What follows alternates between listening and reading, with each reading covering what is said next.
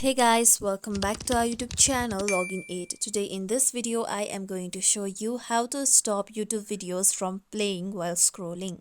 YouTube has a feature called Autoplay on Home which helps you easily preview different videos while you browse the home. So to stop those feature, first open your YouTube application on your mobile phone.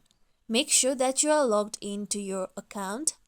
Now here you'll be taken to the home page of YouTube. Tap on you or the profile icon on the down right corner. Then tap on settings icon on top right. With this, tap on general settings at first. Then here you can see the option of playback in feeds. Tap on playback in feeds. Now here you can choose how the videos will play back in the feeds. Now you can choose Wi-Fi only so that your videos will be played when you use your Wi-Fi.